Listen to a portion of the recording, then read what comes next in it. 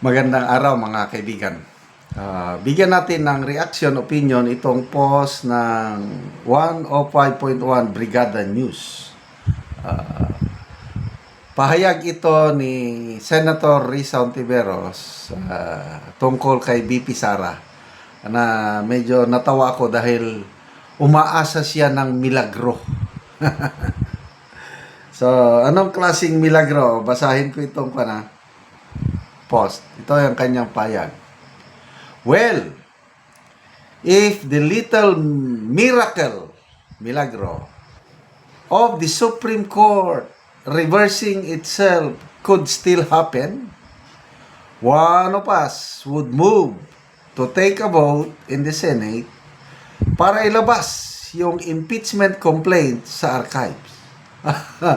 Palaban talaga, fighting spirit yan. Believe ako sa kanyang never say die, no retreat, no surrender. Iyan ang talagang pampresidente talaga. Pwede na. Pwede nang kakandidatong presidente si Senator Hontiveros, yung ganyang fighting spirit. Umaasa pa rin ng milagro. Laban lang, Senator Risa. Yes. Miracles can still happen, di ba? Grabe little miracle can happen para ma-reverse yung unanimous decision ng Supreme Court pagbasura sa impeachment complaint. Basahin ko na lang impeachment complaint laban kay BP Sara posible pa raw mabuhay kung magkaroon ng kaunting milagro. Aminado si Senadora Risa Hontiveros na mahirap-hirap tanggapin ang katotohanan, posibleng mabura sa history records ang naging paghahain ng impeachment complaint laban kay Vice President Sara Duterte bilang inarchive na nila ito sa Senado.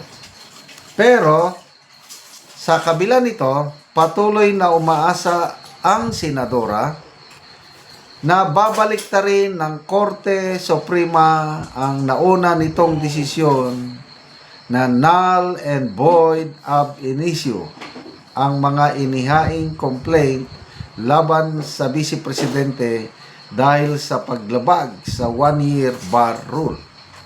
Yung null and void ab initio is defective from the beginning. Sa umpisa pa lang, wala na. Palpak na. Aniya, kung magkakaroon lang ng kaunting milagro, ay sasamantalahin nila ang pagkakataong ito para makapag-move na ilabas ang complaint mula sa archive. Dagdag pa niya, itutulak din nila na magkaroon ng botohan kung dapat bang mahatulan o mapawalang sala si BP Sara mula sa articles of impeachment. So, milagro. Ilang buwan na lang hintayin, 2 months na lang, matatapos na yung one-year bar rule. February 6, 2026, pwede na ulit magsampa ng panibagong impeachment complaint. So, ano sa tingin nyo mga kaibigan? Mula ngayon hanggang February 6, magdidesisyon pa ba ang Korte Suprema para baliktarin ang kanyang unanimous decision? Ako, pananaw ko lang ito, 99.9% hindi na babaliktad.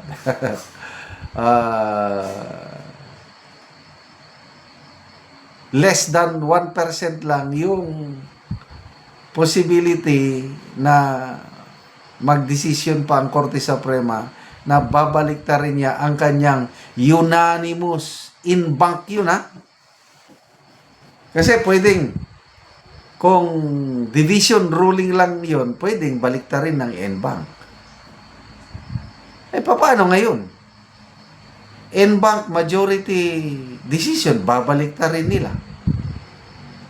talagang ano na yun, suntok sa buwan na. But anyway, talagang ganyan lang itong hindi nila matanggap-tanggap yung pagkatalo.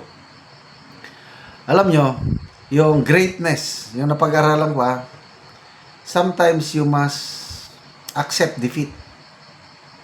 Kasi kung tinatanggap mong talo ka, you will become a better person. Yung nagkamali, basta natalo. Hindi naman lahat ng bagay sa buhay magtatagumpay ka. May mga failures talaga. So, why not just move on, Senator Risa, ihanda nyo na ulit yung inyong impeachment complaint. Ang nangyari kasi, lahat sila pumapil. Ang pinakaunang nagsampa, itong grupo ng Akbayan, sampa. Ayaw magpatalo sina Franz Castro. Nagsampa rin. Ayaw magpatalo, may pangatlo, nagsampa pa rin. Kanya-kanyang sampa eh. Hindi sa period of tatlong impeachment complaint na isampa, pinatulog, hanggang inapura. Talagang kasalanan ninyo kung bakit nagkaganyan.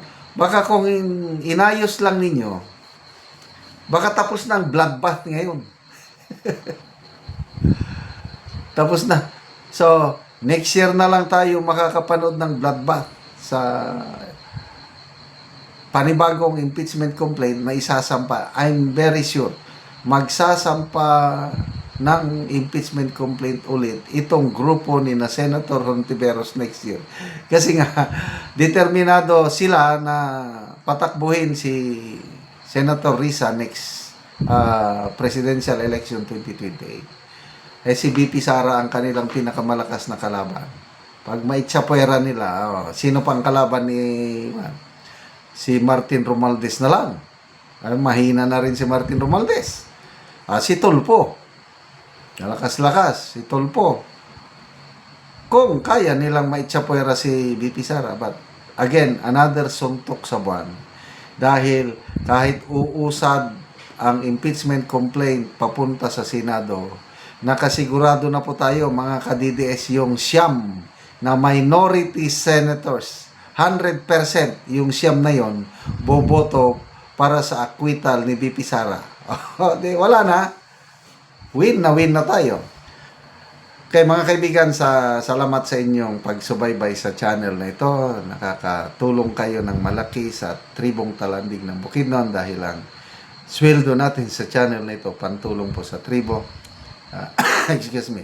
Namimigay tayo ng libreng yero at pako para makapagpatayo itong tribong ito ng mas maayos na tirahan. Panoorin nyo ang video nito. Karon mo na niyang mataga gyero si ate.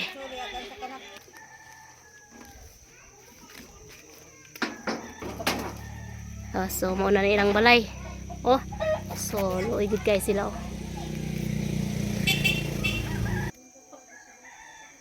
So mo lang nang ilang balay.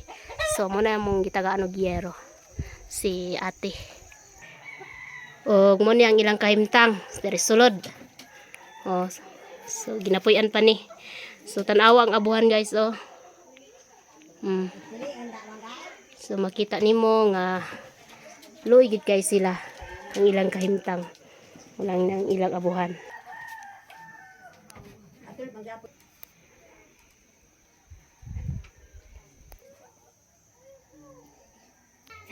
O karon unsay imong masulti te nga natagaan ka gyero nga suot ang inyong abuhan luoy kayo mo.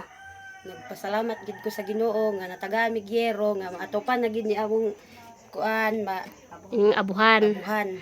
So pila na ni katuig day te? 6 years naman. So 6 years na so ginapuy-an pa gyud. So makita gid nimo. So na kay anak te?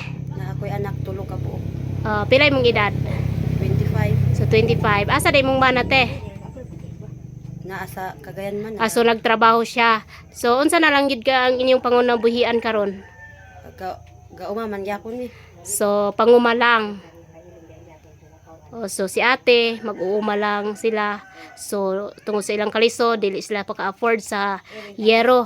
So natagaan man si ate, so makahimo na gyud siya og abuhan. Daghan gyud salamat sa Ginoo ug sa nagatan-aw ug sa nagatabang. Sige ate, salamat pod. Salamat.